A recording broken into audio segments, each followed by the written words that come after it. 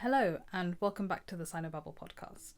I follow a lot of tech-related Substacks. I don't know why. I don't know anything about tech. Maybe that's the reason why. Maybe it's because I don't know anything about it and I love constantly learning about new things. But particularly within the sort of China sphere of Substacks, I find myself leaning towards the ones that talk about innovation, AI, tech, blah, blah, blah, all of these sorts of new industries coming up in China. And recently there's been a lot of talk about Hangzhou and its role in tech innovation in China. For those of you who don't know, Hangzhou is a very large city in eastern China. It has around 13 million people. It is the capital of Zhejiang province. It benefits from being on China's east coast and also being close to Shanghai. Hangzhou is actually the last city that I visited in China. It's a very beautiful place. It's renowned for its tea culture, the West Lake as a tourist spot, and its silk production. But more recently, it's been known for its innovative tech startups, these huge companies that go on to have these massive IPOs, and its AI labs and robotics labs and things like that. And so it's recently been dubbed as China's Silicon Valley.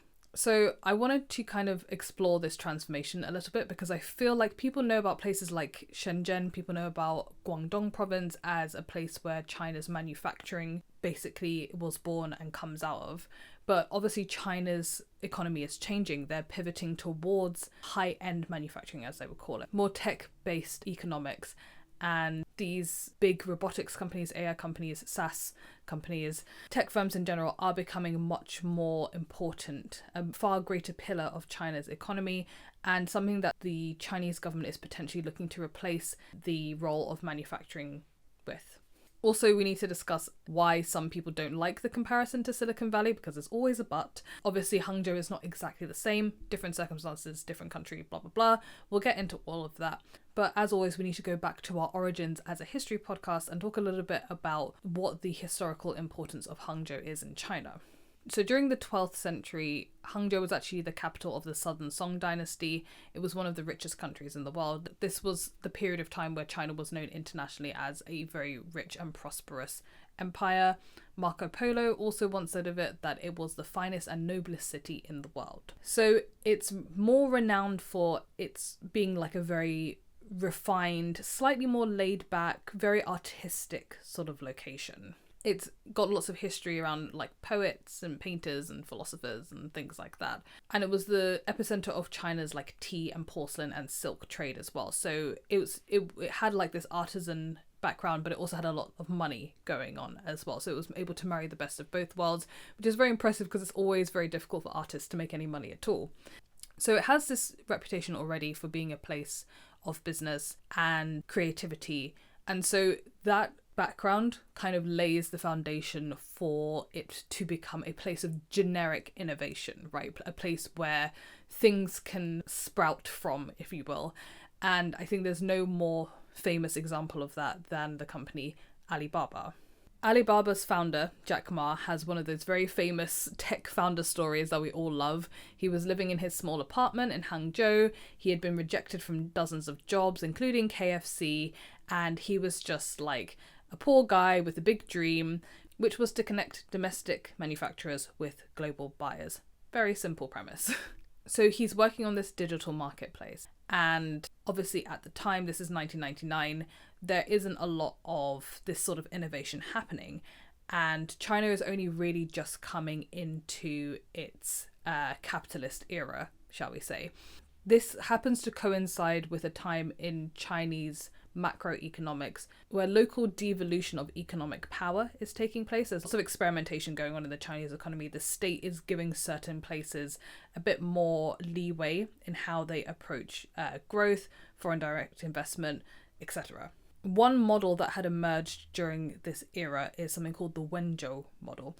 So Wenzhou is another city in Zhejiang province that had experienced rapid economic growth in the post-Mao era. It had become this sort of experimental zone that had then developed into a model that was exported into other cities for them to kind of try and map onto their own economies. So unlike Beijing, which supports more state-owned businesses, or Shanghai, which was looking for more foreign direct investment. The Wenzhou model focused more on finding domestic firms that it could support from a grassroots level and help develop into nationwide companies. And now I'm going to hit you with a lot of academic keys. So buckle in and try and pay attention, because there's a lot of jargon in here, but I want to try and explain the Wenzhou model as an outline, or like a basis for understanding how Hangzhou's model was able to develop and lead to this sort of like tech startup based city. The key to Wenzhou's success may be summed up in one phrase: adapting traditional institutions to modern conditions. Specifically, its formula may be described as a combination of the 3 M's, mass initiativeness, mobility and markets, and 1 I, interstices. The 3 M's corresponded to what one Chinese scholar has suggested as the 3 pillars of Wenzhou's post-Mao economy: household industries, sales agents, and market towns, all 3 of which had thrived in traditional times. Their vigorous growth after 1980 may be due to a rebounding effect after being long suppressed under Mao's rule. The vigorous revival after 1980 of Wenzhou's traditional institutions of household industries, long-distance trade, and market towns would not have been possible without skillful exploitation by the Wenzhouese of interstices in the Chinese economy, society, and politics. Economically, Wenzhou household industries excelled in producing goods that belonged to the excluded middle, that is, simple goods neglected by large-scale modern industry. Wenzhou's development, however, needed much stronger political support than could be gained from a permissive factor such as a lag in government control, for the Wenzhou model was the furthest of all the models from socialism. First, it benefited from a consensus among national leaders that impoverished areas such as Wenzhou be given a high degree of autonomy in deciding the pattern of farm or business ownership. Other national leaders such as Zhao Ziyang, Tian Jiyun, Du Runsheng, and Wu Xiang had also visited Wenzhou and apparently held an informal lobby for Wenzhou in Beijing. That set the stage for a most significant visit in 1986 by Hu Qiaomu, one of the Communist Party's top ideologues and not a supporter of private ownership. After Hu's return to Beijing, the State Council announced that Wenzhou had been granted the formal status of an experimental zone. Though an experimental zone was nowhere near a special economic zone, the former bestowed on Wenzhou the right to be free from the restrictions of traditional premises, current rules and regulations, and policies of the nation. Though Wenzhou's role as a model is problematic, its economic growth as an empirical fact had definitive implications for China's modernization, especially concerning the interrelationship of community, nation, and growth. First of all, Wenzhou's development showed that as modernization of a complex society proceeded, no community could remain self-contained. Instead, whole communities came to play specialized roles within the larger whole. So there's kind of 2 things to take away here. The first thing is the idea of the locality being separated from the centre and being given more leeway to do what they want to do. I talked about this a little bit more in the previous episode that I just did about foreign companies and why they're struggling in China, and I explained a bit more about how the mayoral economy works and just generally how local economies are more responsible for their own GDP growth. And the other thing to take away is how local economies mobilize the entire community in order to specialize in a specific field. So it doesn't matter what Wenzhou was specializing in. What matters is that they had that model. Your community is going to specialize in something specific. And with Alibaba being the first sort of step on the ladder to success for Hangzhou, that kind of opened the gateway for specialization in tech. So Alibaba's success was very important, as well as being relatively meteoric. It IPO'd within, I think, 15 years on the New York Stock Exchange in 2014, and it was the largest IPO at the time. And it had also opened up all of these other products. So it had things like Alipay, it had Taobao, it was expanding into different areas, and it was understood, and is still understood in Hangzhou, to be kind of like a homegrown hero, if you will. If you try and pay for something in Hangzhou without using Alipay, people get really like, they don't say anything if you're a foreigner, but you can tell they're a bit like, using cash, are we? Very 20th century of you, but I didn't have Alipay at the time. There's nothing I could do. In concert with the development of Alibaba and taking on Wenzhou's model, Hangzhou then developed its own model of modernization and for incubating tech startups. So the first thing it did was introduce something called the 8-8 strategy in 2003. This laid out 8 core strengths of Zhejiang province, things like manufacturing and entrepreneurial spirit. and then each one of those 8 strengths was then paired up with a policy initiative. So this included things like developing industrial clusters, improving education, and digitizing government services. So again, this is where you see the entire of the local economy being reoriented towards being digital tech first. Then around the same time, you have something called Digital Zhejiang being launched. So this focused on integrating digital infrastructure into daily life, things like smart governance, the development of better e-commerce, and high-speed internet. So this is like trying to turn localities into smart cities, particularly Hangzhou. Then you have Project Eagle in 2010. This was a scheme to back 1,000 early stage startups over the period of 5 years. It gave people funding, it gave them tax incentives, it gave them space. Some people even got discounts on their accommodation as well. And all of these initiatives led to the development of what is now known as the 6 dragons, or the 6 little dragons in Hangzhou. So apart from Alibaba, there are 6 companies that are sort of like the most famous to come out of Hangzhou and are now becoming famous internationally as well. So the one that you've probably all heard about is DeepSeek. DeepSeek is an open source large language model, an AI company, and it didn't really emerge as like a tech company. I think the founder was like originally from a financial company. So again, a different background than maybe you were expecting, which we'll get onto later as to how Hangzhou differs quite a lot from Silicon Valley. The other 5 of the 6 dragons are Unitree Robotics, which creates those 4-legged robots a bit like Boston Dynamics. You've got Game Science. They're the ones who made that game Black Myth Wukong. You've got BrainCo, which is a brain-computer interface startup with roots at Harvard and is now based in Hangzhou, and it develops neural wearables for education and rehabilitation. You've got ManyCore, which is the largest 3D spatial design platform in the world, and you've got Deep Robotics, which creates intelligent robotic dogs for industrial and defense use. So these companies are what many consider to be the face of Hangzhou's tech development. But if you actually speak to people on the ground in Hangzhou, many of them talk about how these 6 dragons are kind of like the tip of a pyramid. They're just like a really small representation of everything else that's going on in Hangzhou. So apparently, as of 2024, there are over 200 robotics companies in Hangzhou. So yes, again, if we go back to what we were talking about in the last episode about China's domestic scene also being very dog eat dog, it's not just difficult for foreign brands to compete. Your small startup could get swallowed up by competitors very, very quickly based on this sort of more cutthroat environment. And of course, this development of the tech scene and sort of supporting tech startups leads to the development of a secondary economy as well, which is just generally good for boosting Hangzhou's attractiveness for workers and also generally just boosting the local economy.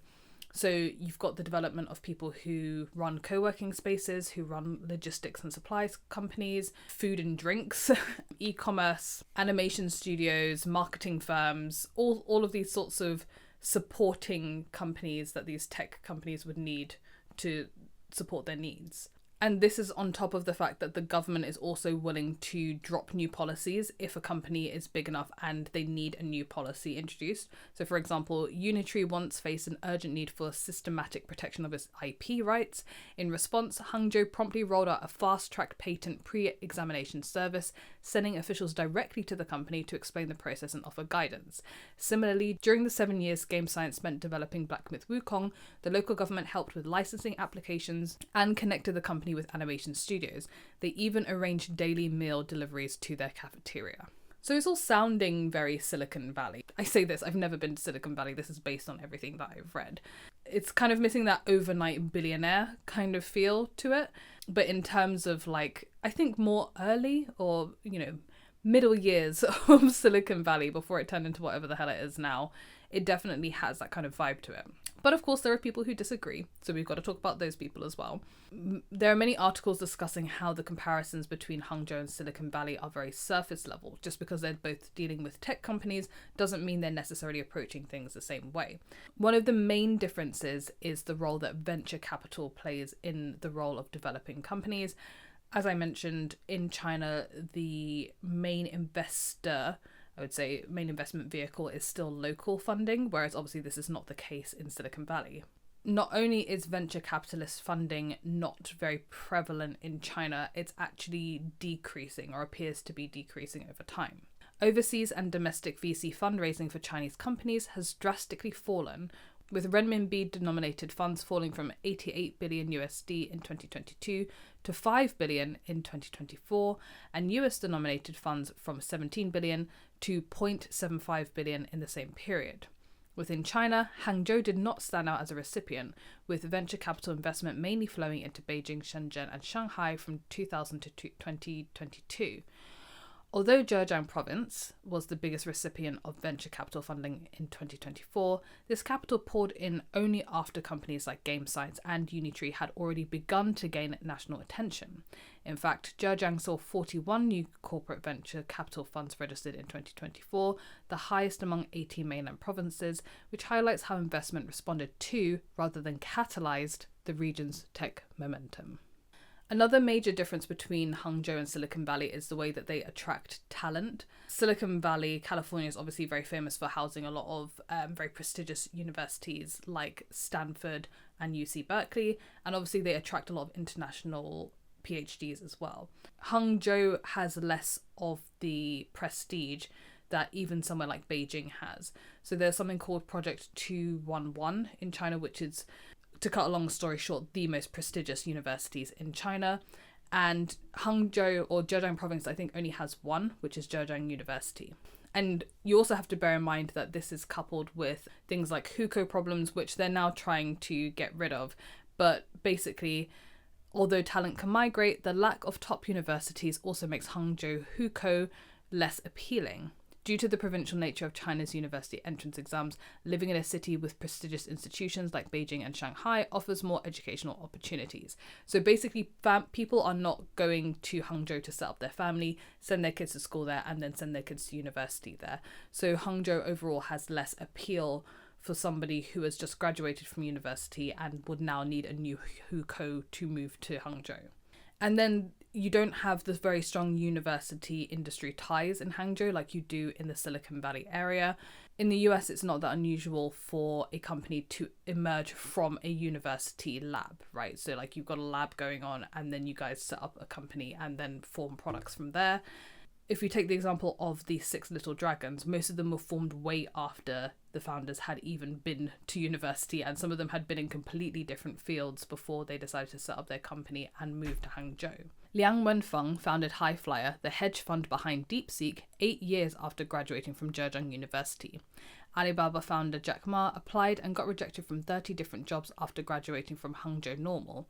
BrainCo was a spin-out from Harvard's Innovation Lab during the CEO's postgraduate studies at Harvard, although he completed his undergraduate degree at Zhejiang U. After graduating from Zhejiang Science and Technology, Wang Xingxing, the founder of Unitree, went to Shanghai for masters and joined DJI, China's leading drone company. The distance between these entrepreneurs and their Zhejiang academic backgrounds makes it challenging to prove a causal connection to Zhejiang University's innovation capacity. Finally, another quite large difference is the developmental background of Silicon Valley versus Hangzhou. Silicon Valley very famously has a background in government links with defense contractors, and that's how a lot of the big companies came out, coupled with a partnership with places like Stanford University. So you have companies that make things like semiconductors and other defense tech, other silicon-based products. I think Intel is an example of one of these companies that come out of this relationship between the government, defense, and universities. Whereas Hangzhou's entire background is, as we mentioned earlier, in light industrial goods and also food and beverage. So when they need manufacturing support, they have to go to the traditional manufacturing bases like Shenzhen, Guangdong province, Suzhou, places like that to support their industries. So they don't have those local supply chains set up. It's not so much of a hub yet as Silicon Valley is. Because of this, we're not seeing the same pace of scale, I suppose, that we would see with companies in Silicon Valley, but also companies in Beijing and Shanghai as well. There's not so much of a fast pace to the development because these supply chains aren't set up, because there aren't these like strong connections between the universities and the companies that end up setting up in Hangzhou. The lack of VC funding as well, like you don't get the Series A, Series B, just like continuous like millions and billions being poured into these companies. It means that the pace of research can be slow, and therefore the release of products is slow as well. They're relying more on themselves, they're relying on the government more. There's just like a lack of readies, if you will. And it's not like they can get any domestic support from the Chinese stock exchange. I don't have time to explain it today, but the Chinese stock market is like an absolute mess. And essentially the way to understand it is that if you put $1 into like an American stock exchange a decade ago, it might be worth $2 now. If you put $1 into a Chinese stock exchange 10 years ago, it would still be worth $1. Basically, like, the Chinese stock exchanges don't make any money. I don't have time to explain it today, but they're just not very good. So a lot of these companies end up IPOing abroad, which means that things that are made domestically end up profiting investors that don't even live in China. So there's a lack of connection between Hangzhou and I would say the greater Chinese economy. And even though the government is now creating policies around tech, innovation, AI, where they want tech to go, how they want it to support the economy, there's still a lack of cohesiveness around Hangzhou that makes it very different to somewhere like Silicon Valley, where California is like a fifth of the entire US's GDP, for example. Hangzhou is still kind of a tourist destination for tech, I guess. Like, the founder of Deep Robotics was complaining that they get lots of like false interest in their products, or like lots of people come to see their products, but the practical applications haven't really manifested themselves yet. And I think this is just a symptom of it being an early stage to an extent. I also think that Hangzhou shouldn't try to be Silicon Valley in the same way Silicon Valley has a lot of problems, as we in the West are well aware of on a daily basis. I don't necessarily think that it's a flaw that Hangzhou has a slower pace or that there's less money. I mean, obviously, to develop, good, innovative products that can benefit the entire society, you want the researchers, you want the teams to have enough money to do it. But a more focus on innovation as opposed to setting up a company and just getting rich, I think is not a bad thing. One business scholar summed it up like this: DeepSeek did not emerge from a government directive or state lab, it emerged from the market in a place that let it breathe. And I think that's a very good way to conceptualize Hangzhou.